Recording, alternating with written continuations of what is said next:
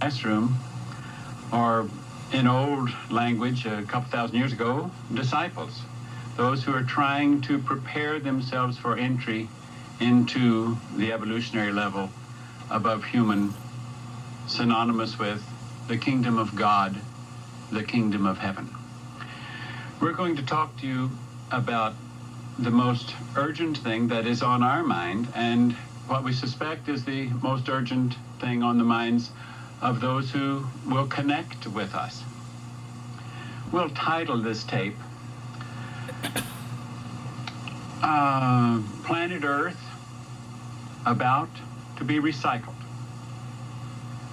Your only chance to evacuate is to leave with us. Hello. Welcome back to the Madison channel. My name is Madison, and today we have a new series for you called Doc Talk. We'll get into the explanation of it shortly, but before that, if you're new here, hello, welcome. This is the Madison channel. Thank you for coming. Thank you for clicking on this video. Thank you for being here. If you would just like, comment, subscribe, press that notification bell, you know what I mean, and watch all my motherfucking ads, period. And if you're returning, hello, love you, thank you for coming back. Like, comment, watch all my ads, you know the drill. And for you guys curious about my socials, they're all in the description below. Okay, let's get into what Doc Talk is. Now, Doc Talk is a new series that I'm trying out on my channel. This year is a year of metamorphosis. This year is a year of new things. And I wanted to add another series here where I could talk about some of the true crime documentaries that I've been obsessed with. New, old, suggested to me, things I'm pulling out from back when I was, in my teen years watching documentaries, where I'm going to sit down, talk about them through, review them, break them down, and discuss my feelings about them and rate them, all of that kind of thing. So I hope you like it. The way that I kind of came up with this idea was, one, I do documentary reactions and breakdowns on my TikTok all the time. And one of those documentary reactions actually awarded me an exclusive interview with someone whose family member was involved in them. It's my most viewed video to date. It's the Girl in the Picture documentary. I interviewed her stepbrother, or her half-brother. It was a great interview. It was a great time. It was very interesting and enlightening. That being said, I just thought, since I do TikTok documentary breakdowns, I might as well do full-length ones on my YouTube channel, so there's something for you guys to come to. If you follow me on TikTok for my documentary breakdowns, I'm gonna have a whole series for you to check out and get engaged with. So I'm excited about this new series because I watch documentaries all the fucking time. I'm always on the hunt for like a new good solid documentary, so I'm really excited about this. And for today's installment, we're going to be talking about the Heaven's Gate docuseries on HBO Max. I believe it's called Heaven's Gate, The Cult of Cults. So without further ado, let's get into it, child. Heaven's Gate is one of those cult documentaries that it's like one of those cult situations that I feel like is Jonestown's like less noticeable cousin. I feel like whenever you get infiltrated into cults, you will, or learning about them, or interested in what goes on and why do these people do this, you first are probably dragged in by Jonestown or something of that nature. And then after that, you probably hear about Heaven's Gate. But I feel like people talk about it so much less for some reason. And I think it's a very, very interesting cult in this different way. It had a similar ending as Jonestown, but very, very, to me, worlds different than Jonestown. So we're going to get into that conversation. But also we're going to be talking about the HBO Max docuseries. Now, like I said, if you're into cults, it's probably Jonestown, Heaven's Gate, and then you get drugged down the rabbit hole completely. With Heaven's Gate, there is a documentary that I've watched a couple times on YouTube that's like 45 minutes long, that gives you like a generalized you know, the generalized talking points of Heaven's Gate, what they believed and all of this stuff, but they kind of came at it from this, like, these people were cuckoo for Cocoa Puffs and da-da-da-da-da. Can you believe they believe this? Can you believe they believe that? Kind of place, where I think the HBO Max docuseries was much more sensitive, was much more in-depth, was much more nuanced with the different people they chose to interview about it. That to me is the first and foremost, like, the first sign of a good documentary is the difference of perspective around the topic, instead of just having people that, like, were survivors or people who had family members in it. They had psychologists, they had, you know, cult deprogrammers, they had all sorts of people around this topic of cults in general in this documentary, in this way that, like, I felt like made it way more well-rounded and just a much more detailed, beautiful story in this kind of haunting way. I don't know how to explain it. When I posted a poll on my community page, I was like, okay, Jonestown or, you know, Heaven's Gate. And people overwhelmingly voted for Heaven's Gate because, obviously, to me, and I understand, people were commenting that Jonestown, the Jonestown story, gets really talked about more than Heaven's Gate. So I was already leaning towards Heaven's Gate personally. But then someone was like, you know, you hear about Jonestown all the time, and it's such a dark, dark, dark energy around that story. And with Heaven's Gate, though the ending was still kind of tragic in this way, what you get, especially after watching this docuseries, is that it's much more complex. And was this a murder? Was this a suicide? Was this own free will? Was this, you know, coercion? Was this? Was this that? Because you have these videos of these people and you can see, you know, not just how happy they are, but you see that at the end of the day, it seems like it is their own free will. And there's different points in the story where you're like, well, they didn't really have to stay and they chose to stay. And I don't know. I feel like there's a lightness around it. And obviously this is coming from somebody who, you know, had no family members involved in it, and you know what I mean? But ultimately, I feel like there's such a heaviness and a darkness and an evilness when it comes to discussing Jonestown and Jim Jones.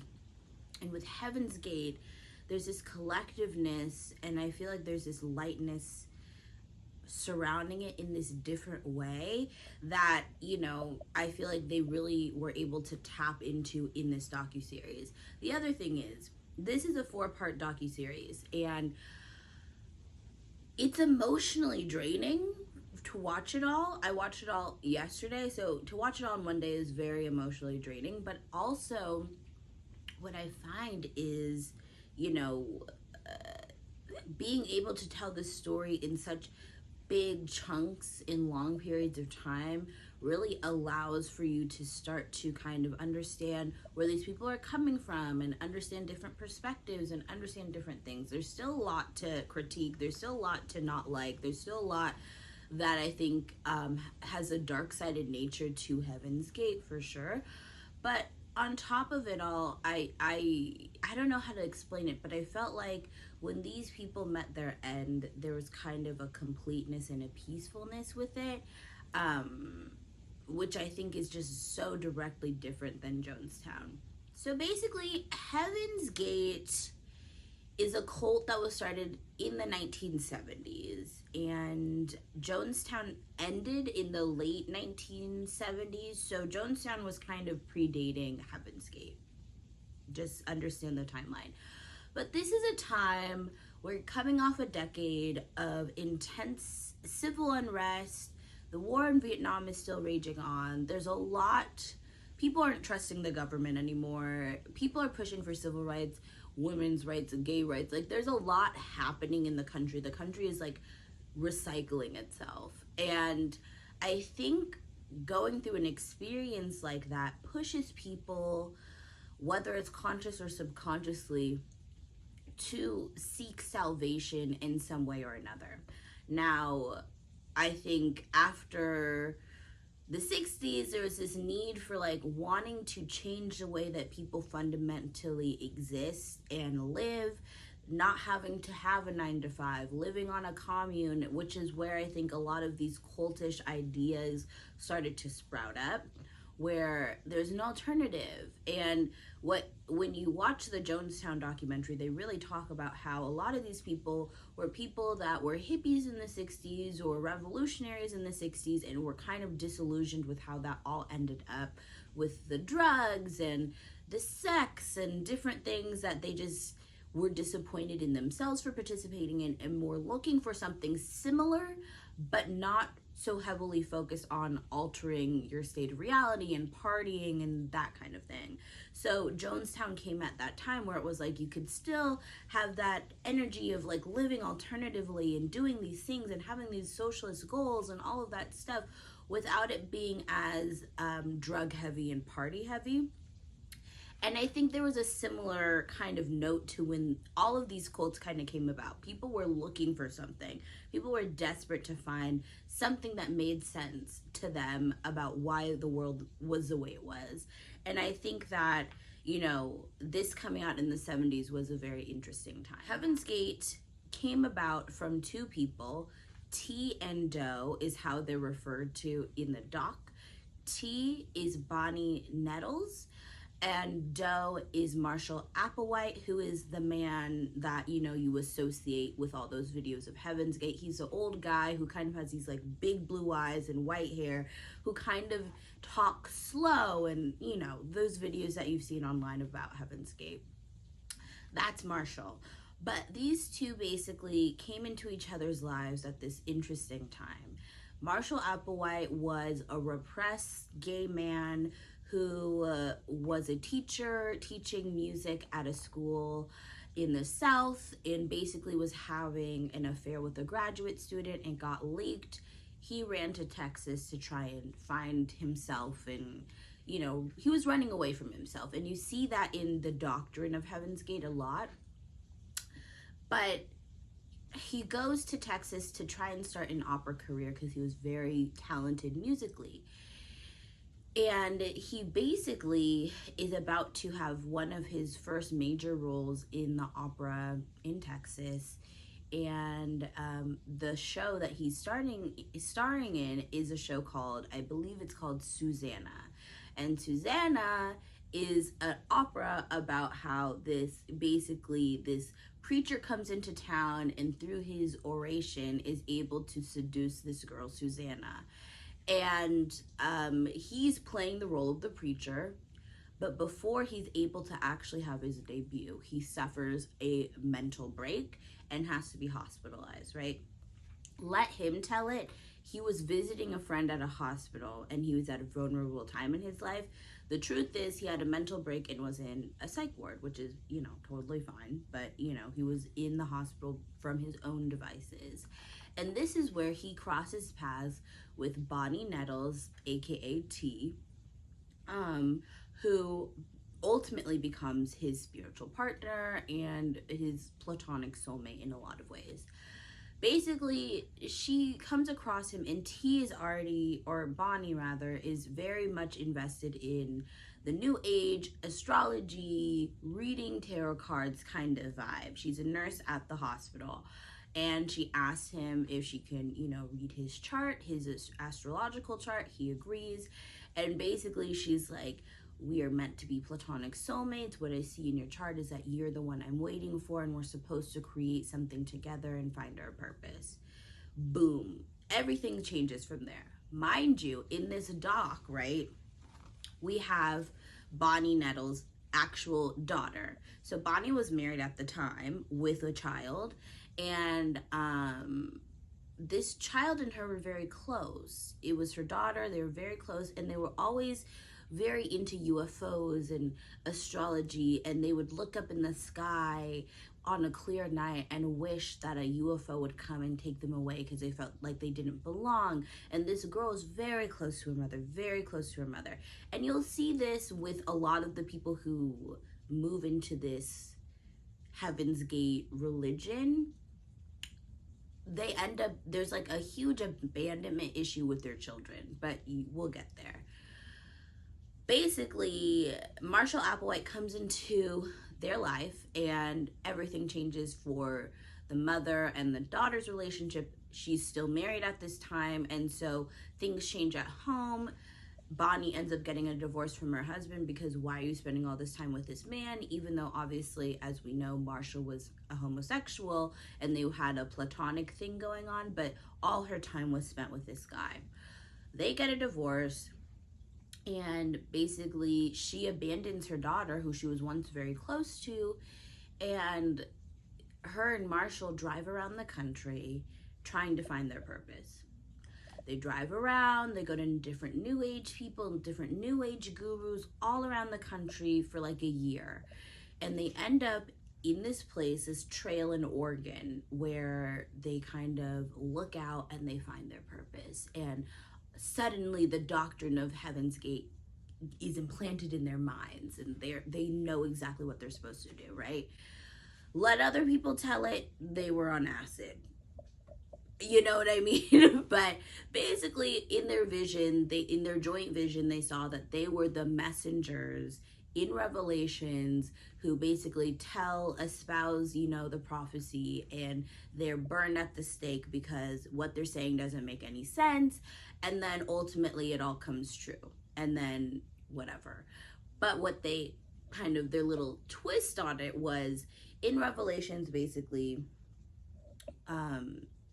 something comes to lift people up into this cloud, and what they think in actuality is the cloud that these people didn't have the vernacular to really speak of was really a spaceship. Think Nope. You feel me? And so they get lifted into this spaceship, and the spaceship is going to take them to the next level, which is heaven. Now, this is all like what they claim to have had implanted in their brains in this vision they saw in Oregon. The reality is they were probably on drugs, doing acid, and they came up with this religion together. After this, they are forever changed. Now, this is around 1973, where they find their purpose. Mind you, her daughter is being raised somewhere in the country. She is not involved. She sends her postcards, she sends her letters, but this woman has fully abandoned her child, right? They start going around the country holding these meetings where they basically go to like different towns and put up, different, like, I miss the time of flyers, but they like make these flyers like, are you interested in UFOs? Have you ever felt like you didn't belong? Have you ever thought there was a higher power? And attracted these groups of people in these little communities, and would have these meetings in motels in different areas that they could rent out and have people come to hear what they were talking about, right?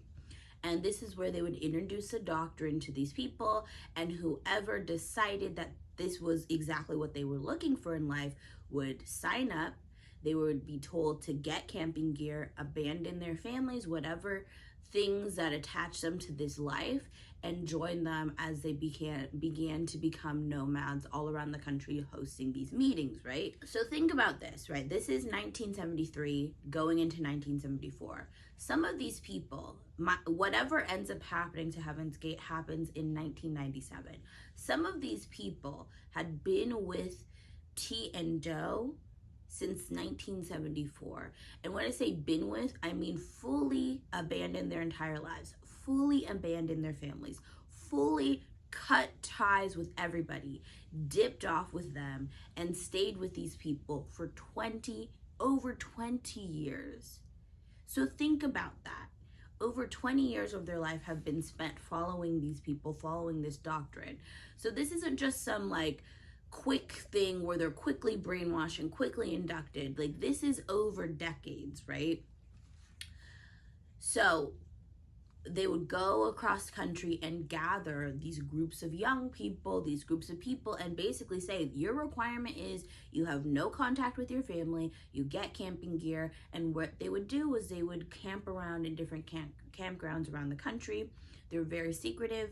They were very, very secretive about their locations. And some of these people never talked to their families again. Isn't that crazy? Like, absolutely crazy.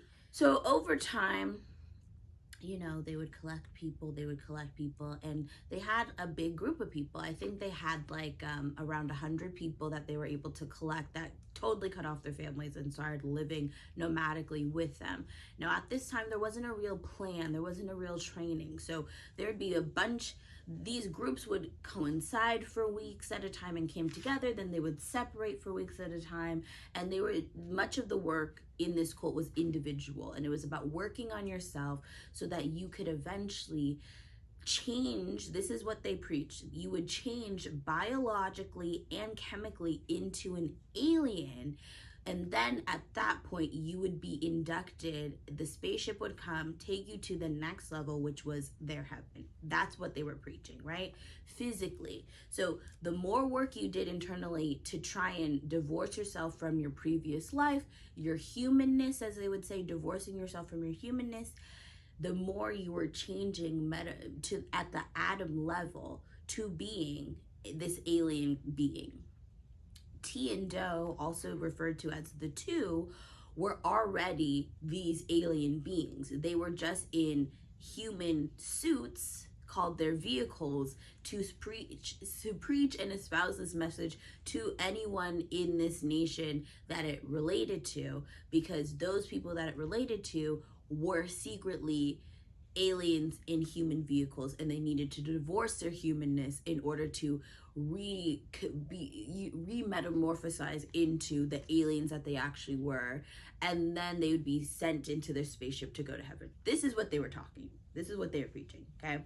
Now, T and Do, Heaven's Gate, started to get a lot of bad press because the families of the people that they were collecting along the way were starting to like say, you know, there's a group of people that come into town, they talk about UFOs, these are their flyers, my kid, my spouse, my mom, my dad went to one of these meetings and I haven't seen them again, and all of this stuff. So there's all of these newspaper articles like 20 people go missing after going to this UFO like meeting, and it starts becoming this huge thing. Like all around the country, people are talking about this mysterious group of 2 people that come to your city and convince people to like disappear and leave with them. It just becomes this weird thing. So they start getting all this bad press, and T and Do are really sensitive to that. So what they end up doing is they basically say, you know, by the late 70s, they're like, we're done harvesting. This is called the harvesting period. They're done harvesting and getting their group together, and now it's time to enter the classroom period, where we're starting to have real training and really indoctrinate these people into our way of life. And so they're prepared and they start their metamorphosis into the alien beings that they actually are. So by the late 70s, after all the bad press, after all the mess, they stop doing their, you know, harvesting period. Mind you, a lot of the bad press was also like lies, like, oh, the UFO people came and then all the cattle was murdered, and like all of this stuff that were like very sensationalized topics that they weren't necessarily involved in. So they were just like, we're done, we're insulating, we're isolating, we're focusing on our community. Okay. Another thing that they said, and a lot of the survivors, I guess you would say, or former members, as they were like to refer themselves as, were people who had been previously in the hippie movement, or previously had done something like this, or followed yogis, or they were people who were searching for something. Like this was definitely not their first rodeo. So when they like were like committed to this, they were committed, and they had already been in some sort of commune-like, cult-like situation before with spirituality involved. So now they're entering the classroom period, which is like from the late 70s into, you know, like the 90s. Now, the classroom period is when a lot of people start to drop off completely. This is where basically there's no such thing as individual thought. You had to change your language in order to speak on the language or the way in which these alien beings inside of you speak. So, you know, money was no longer money. It was called sticks. That's one of the examples. Like your everything that you previously knew, your language, the way you related to other people, all of that was completely starting to be stripped away through this process of the classroom. So you couldn't do anything alone. You had a check partner, and they would pair you up randomly. If you were someone who was like very like free and stuff like that, you'd be with someone paired with someone who was more rigid, and they just pair you up randomly, and this person was with you 24 hours a day, 7 days a week, checking you as you were checking them. So here we go with this kind of culty thing where you're never alone. Someone's always watching, someone's always reporting on you. You can never be too sure. You can't confide in anybody about any doubts because they are going to report you. You know what I'm saying? So you get a check partner. You can't have individual thought at all. If you're making breakfast, there's a way in which you make the ingredients for the pancake mix. There's a way in which that you cook the pancakes. There's a way in which you shape the pancakes. If you're going to give everyone pancakes, there's a certain number that everyone gets. Then there's a certain way you put the syrup on the pancakes, and you can't not put syrup on the pancakes. You see what I mean? Like, to every detail, there was a rule. There was some sort of rule that would strip away individual thought, individual deduction about anything. It doesn't matter if you don't like syrup on your pancakes. This is how we do it. Then you had a check partner. I think the main thing was this push to become genderless and gender fluid, to divorce any markers that were deemed to be human, that would kind of individualize yourself from the group. So no makeup was allowed. Women had similar haircuts to men. Everyone wore the same uniform. No sex was allowed. No sexual thoughts were allowed. You took an oath of celibacy. Like, this is what they were starting to go into the classroom. So as you may guess, a lot more people started to drop off because people were like, okay, I made it this far, but y'all, you didn't tell me I couldn't have sex anymore. You didn't tell me that I have to cut my hair into this bowl cut, and now I'm a genderless person and changing my name and all of this stuff. So basically, your name changed, your gender, you became genderless, you became celibate, you followed the rules to a T, you had a check partner. This was all in the classroom, different tests, different things started to happen, and this is, kind of how they're kind of refining the group until they have a group full of people who are just as enthusiastic as the leaders about Heaven's Gate, the religion, and what's going on. Point blank, period. Now, during this time, like I said, they changed their name, and basically they changed their names to the first 3 consonants of their previous name, and then they'd add Odie to the back of it as a last name. So it was like a 6-letter name. There was a singular name, but the word Odie at the end was their family name. So everyone was like, for me, it'd be like Mad Odie, or like this one guy who's a former member, his name is Sawyer, his name was Soyodi. Like, everything was changing around them. Every aspect of their lives previous to now was completely changing. You cannot touch other people, you cannot have sexual contact with other people, and you just started to see how these people kind of fell in line. And as a group dwindled, these people were the serious people here to play ball in preparing their vehicle to do the metamorphosis into becoming the aliens for which the spaceship would recognize them and take them to heaven. Okay, and now at this point, they were again still nomads, but they were nomads in this way that, like, they weren't really scared of like the FBI or anything of that nature. They were scared of the parents and the families of these people, of these individual people, or as they would start to say, of the vehicles that they were in. It wasn't actually their family. The person's vehicle, the human vehicle that they were encompassed in at this point in time, had connections that they had to sever in order to fully metamorphosize into this alien being. So a parents network started to form, right? Where a bunch of parents started to get together, and they'd be like basically say updates if they heard something. If they heard that the group was here, they would send a group of parents there to try and find these people. So that insulated the group more and made them even more suspicious and secretive of what was going on. And essentially, they would rent these houses, but only a select number of people would be able to go outside. They'd move in. The neighbors thought there was only 3 people living in this house, but there's really like 20. And then those 3 people that the neighbors knew and recognized were the only people allowed to leave the space and go outside and all of that kind of thing. They would go to campgrounds. They would, pack up and leave in the middle of the night so that this parent group couldn't track them down, because for some reason that was of more fear to them than the FBI or anything of that nature. Mind you, a lot of these kids came from wealthy homes, good homes, educated, middle-class homes. These people were pretty, as on paper, well-adjusted citizens. These people weren't, dumb, easily manipulated people. They were just going through a point in time where they were vulnerable. They were looking for something else. They were looking for something more. They were reaching for something. They were apathetic to the world, and this brought meaning back to their lives. You know what I mean? This parent network really became the only place that a lot of these people were able to search for and find meaning and find people and find all of these things for people for their children, to try and get in contact with them. You know what I mean? Now, around this time, because what happened in Jonestown, right?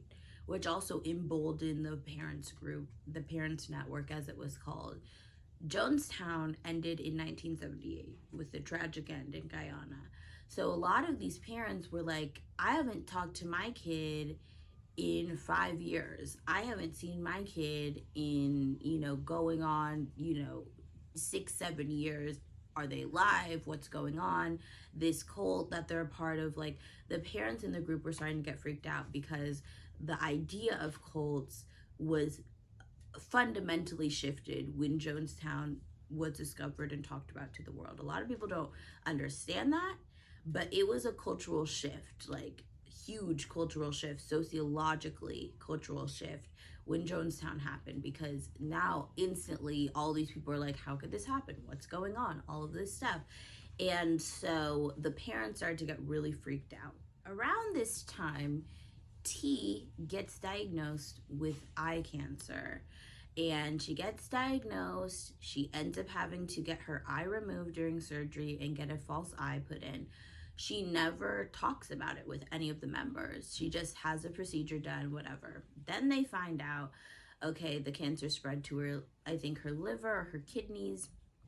And from that point forward, the cancer had spread. And ultimately, what they said, the members in the group, was from that point to when she died, it was about a 2 to 3 week period. And then she dropped dead. This is a fundamental shift for the entire trajectory of the Heaven's Gate cult, point blank period. T dying, who is Bonnie, who had a daughter, mind you, was a fundamental shift. Mind you, this entire time that T and Doe are saying, you can't have any connection to your family, you can't talk to any people from your past, it'll interrupt the process that you're going through. T had been fully sending letters to her daughter every month since this whole thing started. And not just letters, just like letters talking about college, letters talking about what's going on with her, letters talking to her about, life and what's going on, and, college. At this point, her daughter's in college. And so she's already, again, one of the fundamental, when you notice with cults is the leaders, the same rules don't apply to the leaders. They can do whatever they want to do. You can't do whatever you want to do. So this whole time, these people haven't talked to their family in 6, 7, 10 years. She's over here having a full-fledged relationship with her daughter. So basically, her daughter stopped getting letters from her mom altogether. Didn't know what was going on, didn't know what happened, and then eventually she's calling all these people that she knows are connected to her mom, getting no response. Then 2 members come to her college dorm and basically are like, your mom had this eye thing, and then da-da-da-da, and kind of in this roundabout way we're hinting that she had passed away, and she basically was like, my mom died. And they're like, yeah. And mind you, her mom died, and then 9 months later, these people show up at her door. So for 9 months, 9 letters that she missed, nine months that she didn't hear from her mother, these people finally decide, okay, we can go tell her now. She didn't get any kind of last moment with her mother. She was robbed of any taking care of her mother, having anything to do with her mother because of this religious cult. They claim that the T didn't want her daughter to see her this way or whatever. Who knows what the truth is, but ultimately she's told 9 months later that her mom died and has been dead for 9 months, and you know, she has like a break. Like, who wouldn't, you know? And basically she never hears from Marshall Applewhite. Marshall Applewhite also goes through, who's Doe, mind you, goes through a deep psychological shift, because to what a lot of people don't understand is that T was he was a convert to T first. Like, T was the one with the idea, T was the one with the plan, T was the one that convinced him that they were platonic soulmates. So having her gone sent him into a tailspin. He didn't know how to lead. He didn't know how to do a lot of the things that T was doing. And so at this point in time, he allowed the people to be able to go visit their home, to go visit their families. And, you know, they are able to stay as long as they like. They go visit their families, and their families are just happy to see them. They're happy to see that they're clean cut, they're nice, they don't seem crazy, all of this stuff. Some people stay for 2 weeks, some people stay longer. It's an emotional thing for the families, but after all of that, only one person ends up staying with their family. Everyone else goes back to Doe. And this is where everything starts to shift in the doctrine of the group, because the fact that T died, right, starts to change and fundamentally disrupts the message of what they were preaching. The reality of what they're preaching is you don't die, you change into an alien being, and then you are taken into a spaceship as a collective group.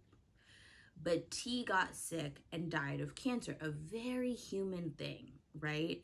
And all this time, all these people are working on trying to divorce their humanness, right? So the fact that she dies, now Doe is trying to figure out how to explain this to the flock. Mind you, these people are brainwashed, have been brainwashed for like over 10 years now. So they probably would have believed any explanation, but this is where everything starts to change. Because, like I said, the original doctrine they were preaching was you don't die, your body changes like a caterpillar to a butterfly to this alien being. Then, after your body changes into this alien being, the others in the next level know that you're ready and they beam you up. T dies. So now the doctrine shifts from we change from like a caterpillar to a butterfly to we have to shed the human vehicle that we're in to show them that we're ready to be beamed up. So this is where talks of suicide and ending people's lives because you have to shed your human vehicle starts to really kind of infect this doctrine, because now Doe was left with trying to explain, like, why did he die when you told us that's not how this works? This is when all of that starts to happen, child. And Doe starts to take it to this very biblical place. He goes back to old-time religion. A lot of it is like a mixture of old-time religion, biblical religion, combined with things like Star Trek. That was one of the approved shows that they were allowed to watch, and there's these group of people in that show who had a hive mind, and he would preach to them like, those are the people, we need to be more like them, this is what our lives are supposed to be. A cog in a machine is what you are. You're not individual, you're part of a collective, and we all have to think the same, we all have to breathe the same, we have to be the same, we all have to consume the same.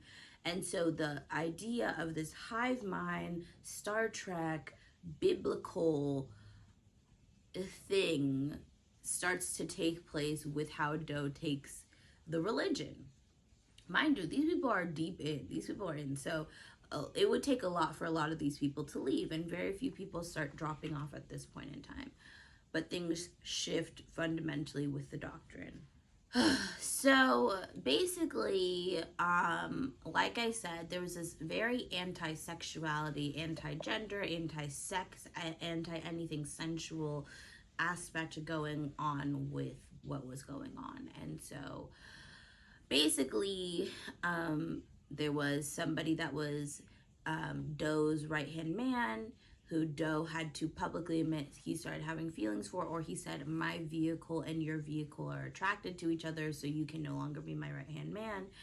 And essentially, there's this connection, and he basically starts looking into castrating himself.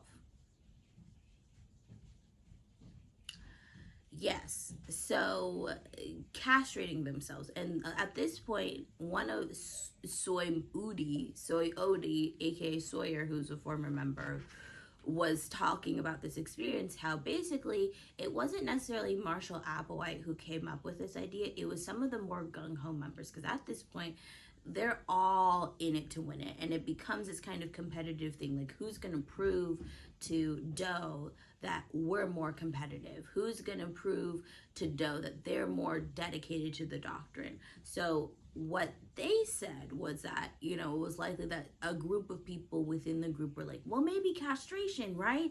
Just to take it to that level of like, we can just all get castrated, then we wouldn't have to worry about sexual feelings anymore, right? So the plan was, child, to castrate themselves in their house, in their rented house, by a nurse who'd never done castrations before. She'd worked with people who did castrations, but never had done castrations before. So basically, they end up flipping a coin about who's first, and again, that's a competition. And one of them is like, I'm choosing, gets, the right, calls out heads or tails, gets it correct, and they're able to choose who goes first. They choose themselves because they want to show, I'm the most dedicated, I'm the most Heaven's Gate person out here. Choose themselves. They do the process. It goes terribly wrong, and they end up having to take this person to the hospital, and Doe is like, you need to send me to the police. I went too far. And they're basically so dedicated to him at this point. They're like, no one will ever find out. And they basically take this person to the hospital so they can like get the care they really need, and then throw the balls that they did remove from him into the ocean, so no one could find out what happened, just to protect like Doe. So I was like, oh wow, like the levels, and this is a thing, like you can say they were consenting to adults, you can say a lot of things about these people. Clearly they had been brainwashed for a time period, like a very long time period. No one can deny that. There's lots of cults like antics that are going on in this group. No individuality, constantly being watched, constantly being surveilled in this way that makes you self-police yourself. Look up the panopticon. It's a circular structure with a guard tower in the middle. And the guard tower is a 360-degree view of the circular ring structure. And the circular ring structure is comprised of prison cells that can all be viewed from the watchtower. Now, it is unclear from the vantage point of the prisoner if there is a guard in the guard tower. So, what happens, and Foucault is very quick to pick up on this, it doesn't actually matter if there's a guard in there because the people don't know if they're being watched. So he says something interesting happens here, and that is that the people start to watch themselves. And that happens out of the fear of them being watched. So one example that I take from a prof that I had many years ago, Dr. Brophy, and I think it's an apt example. He said, well, if you're driving, let's say you're in the prairies, if you're in Canada, or in the desert in, Nevada somewhere, you're driving and you come across a stop sign and you can see for miles and miles and miles, and you know for a fact that there is not a cop in sight. Many of us still stop. I'm not saying everyone does. And it would be wrong to think that Foucault is saying everyone suddenly follows the rules and everyone is suddenly a cog in this machine. But some of us stop, and that is a very interesting phenomenon. And it demonstrates this panoptic structure at play, where we, instead of us being watched, we are governing ourselves. It's something you learn in every sociology class you'll ever take, the panopticon. It's actually that you always have a check partner with you at all times, and you don't know if they're going to be reporting things back to the leader, or you could get kicked out or whatever. So ultimately what you end up doing is self-policing yourself to be more dedicated, to be more reverent, to be more into the doctrine, so that you don't potentially get kicked out or whatever. This self-policing thing that ends up happening. So basically, that self-policing thing leads into this competitive thing, because now it's like, well, I want to be the best. I want to be the most dedicated person, which ends up leading to you getting yourself castrated by someone who doesn't know how to do it, and now you're in the hospital. But of course, their faith didn't waver. That person was fine, ended up coming right back, and they ended up finding a doctor who could perform these castrations. And I think 7 to 9 men ended up getting castrated from their own free will, quotation. Yeah. So in 1991, with the advent of the access to the internet and stuff, they started to post on the internet, and they started to witness to people, and they started to open their doors more, because their group had dwindled to like a couple dozen people. And so they basically started going around the country, hosting different things.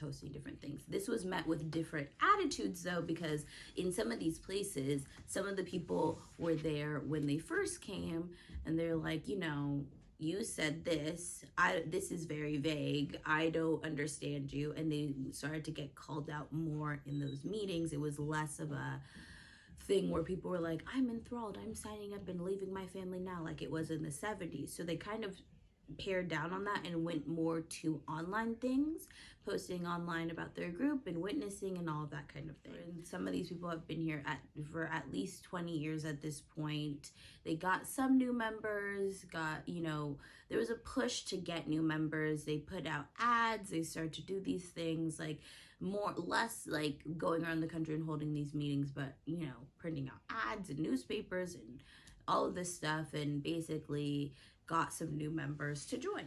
They talked about suicide in so many words, but never really said suicide. They'd say it kind of in code.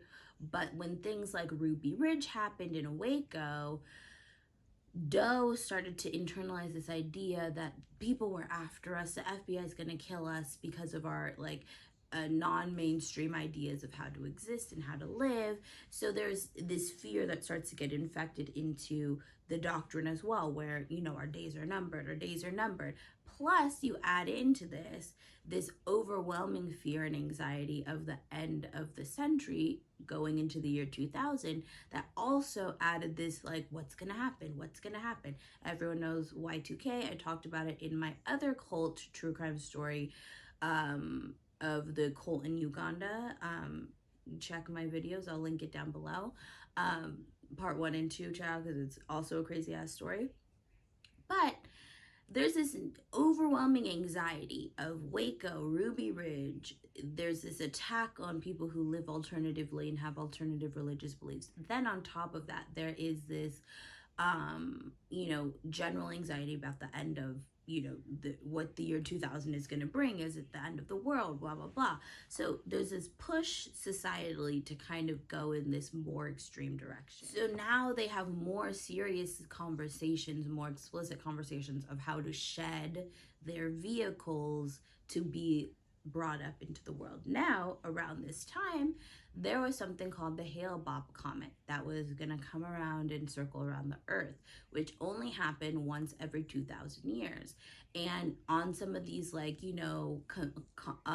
conspiracy radio shows and TV shows, certain people would come on and say, I got a telescope and I looked at the Hale-Bopp comet as it was circling the planet, and there was a whole other accompanying body that was also following the Hale-Bopp comet.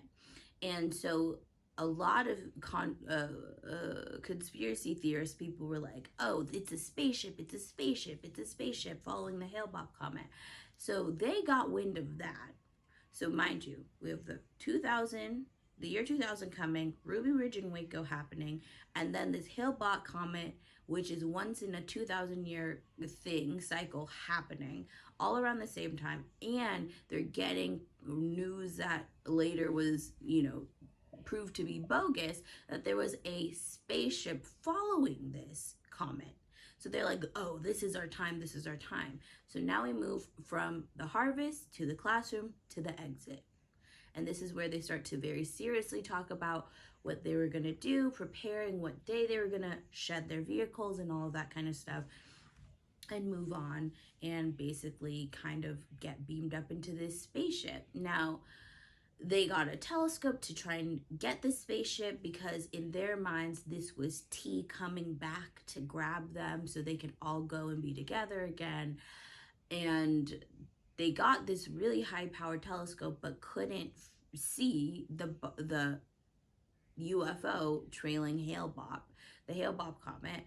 So basically, they take the telescope back to the person and it's like, this is broken. And they're like, no, it's not. But basically, reality strikes. There's no other following body to the Hale-Bopp comet. So they basically are like, well, the Hale-Bopp comet is the UFO. So, there's no reasoning with these people. They are indoctrinated, they're entrenched, and this is where the exit starts to get planned out. They basically start documenting everything in videos and basically saving their website and all of this stuff onto like floppy disks and sending them to different people so they can put up the website if the website gets taken down, because the government might take it down. They're talking to former members that they trust and have good relationships with and sending them stuff and videos and all of that kind of thing, information to send out and that kind of thing. And they just systematically start preparing. So they're keeping a record, they're keeping a blog about what they were doing to prepare, and basically they settled on March 1997 because that is when Hale-Bopp would be closest to Earth in that rotation. So they're preparing for this time. They're sending all their information out to former members and all of that kind of thing, like I said. And then, physically preparing, deciding how they're going to do it, deciding what day, and all of that. And from that time till March, they're basically on a long vacation. They go all around the country. They go to SeaWorld. They go to, I think they went to Vegas. They went all around the country and kind of like had this one big long vacation as a collective group, right? Then they film exit interviews where they talked to the camera. There's VHS tapes on this doc that have never before been seen, where they're talking about exiting and seeing T again, and they're so happy and they're so blah blah blah. And so these VHS tapes get sent to former members, and then on March 22nd, 1997, they do.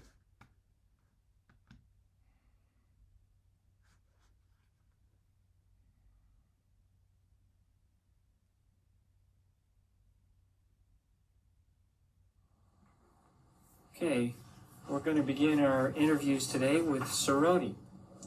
How long have you been in this classroom circumstance? I've been in here since Valentine's Day 21 years ago. Okay, and is there anything in particular you would like to say? What would I like to say? Oh goodness. There's so much I want to say to you. Just about anything that would be of any significance to you is already on Heaven's Gate. I mean, this is kind of, in one sense, kind of silly. I would really strongly recommend, if you could find Heaven's Gate, the book, the website, go there, study it, read it. It would do you a lot of good. But maybe on a more personal note, there's a number of you out there that have probably been in contact with me personally. A number of the classmates that you'll be seeing on this tape. And remember how you felt when we were there. Remember, what it was like to work with us and to be with us. And, you probably do better off trusting that rather than whatever information you run across on the TV. I'm sure there's going to be some stuff come out about this that can't give the perspective that you would have. So trust your own feeling rather than what you hear from someone else. I mean, that'd be my primary advice to give. The other thing, and I hope this is okay, but Pastor Murray, just because you've had a contact with someone from an extraterrestrial circumstance doesn't mean that they're any more trustworthy than someone who hasn't. I mean, the Mormons, supposedly, John Smith had the same sort of contact. And a space alien doesn't mean that he's from the kingdom of God. So you would do well to do some research as well in the same regard. 39 people. Basically, there's an anonymous tip from a former member who calls the cops and basically lets them know that 39 people are in this mansion and they all like killed themselves. Basically, how they did it was mainly through asphyxiation, but they also took a sedative as well as alcohol so that they wouldn't, fight, and they just put something on their head. It's a big deal, national news, as you may guess. And they were all dressed exactly the same. They had these Nike shoes on. They had tracksuits on. They all had the same haircut. They were all kind of, laid out in this very systematic way with like a sheet over them, hands on their sides, in their pockets. They all had $5.75 based off of this Mark Twain quote where he basically said, in order to buy your way to heaven, you need to ride on the tail of a comet and pay $5.75. So they had $5.75 in their pocket, and it just hit the news like a ton of bricks because it was this very systematic, like you find out that they did it in shifts. So there was a first shift and then people helped them go. And then there was a second shift and then people helped them go. And then the last two people, did it themselves in this way. And this systematic way that they all ended up taking their lives. It wasn't like Jonestown, which was like chaotic and scary and 900 people were poisoned and they started with the children to manipulate the adults to go and all of that kind of thing. This was 39 consenting adults deciding that this was their time to go, going on a final trip, having a final supper, going around town saying goodbye to people, paying off things in advance, and then deciding to go. Which is why I feel like it's like a different energy around the ending of this versus Jonestown. But anyway, I digress. So, of course, because, this is 1997 now. So Jonestown is now mythology. The public response is jokes, making fun of. It's a very simplistic way. Like, these people are so dumb. These people are so crazy and all of that kind of stuff. Which is why I enjoyed this docuseries because you get the nuanced take of it.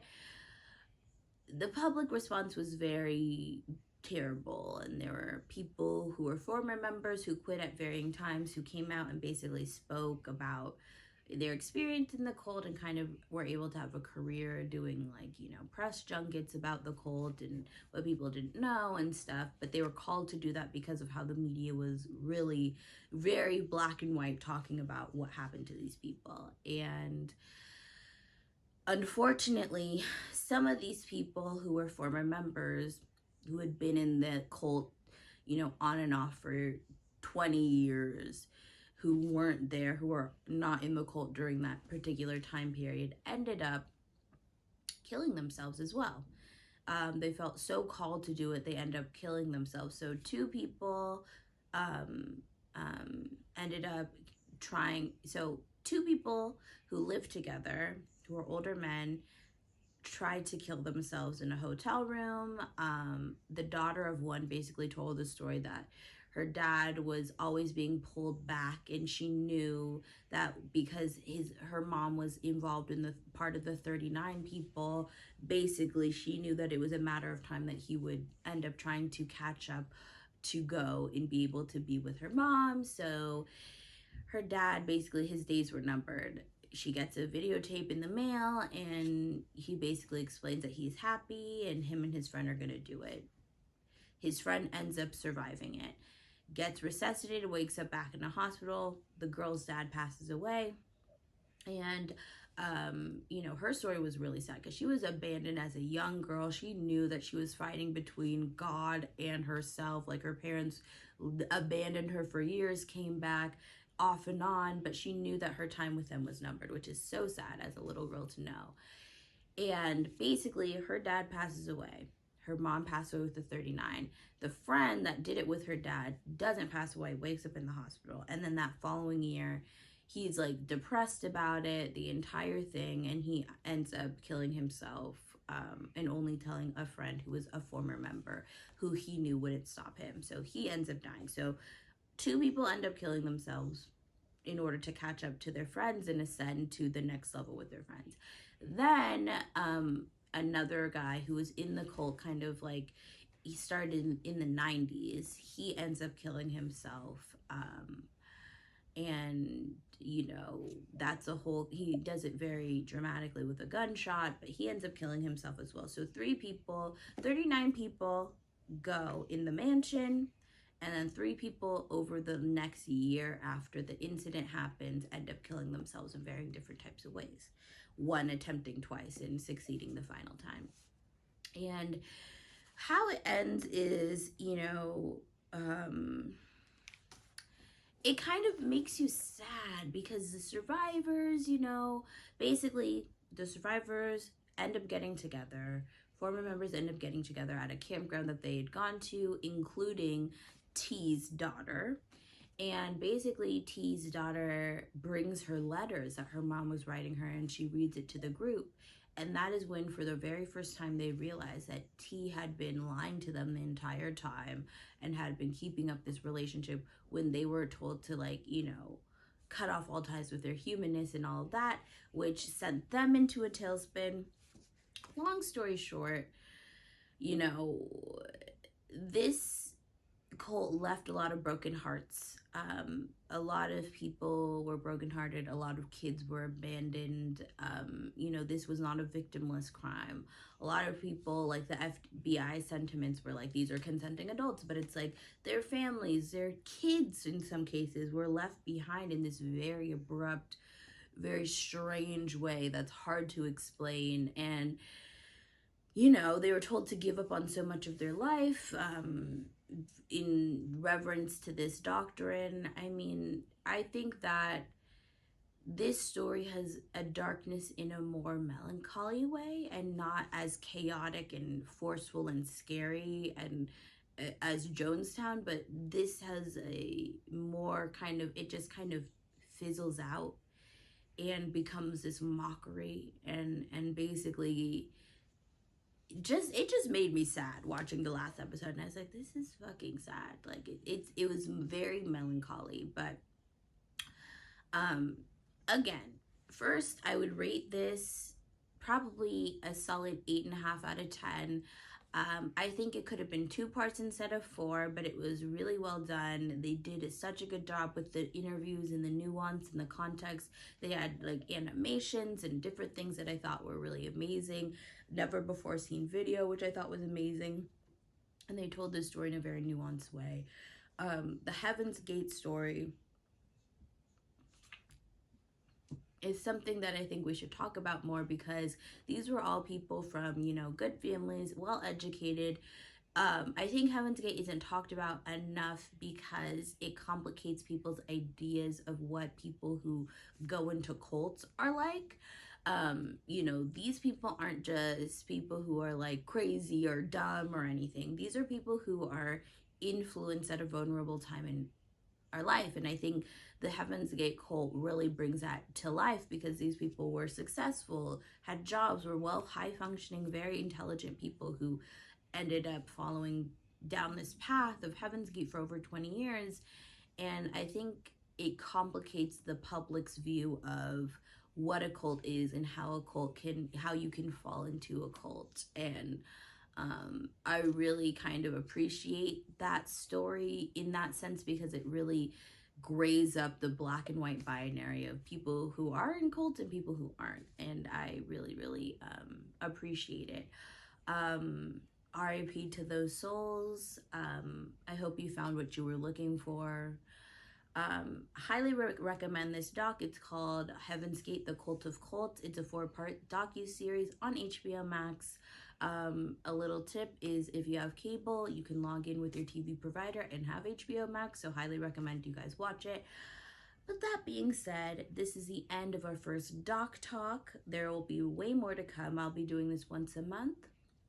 And if you like the video, subscribe to the channel if you're new here, watch all my ads, like and comment on this video so it does better in the algorithm. If you're returning, thank you so much for being here. Comment, like the video, watch all my ads, you know the drill. If you want to follow me on any of my socials, click the link in the description and check me out. That being said, Black Lives Matter and Free Palestine until it's backwards. Love you.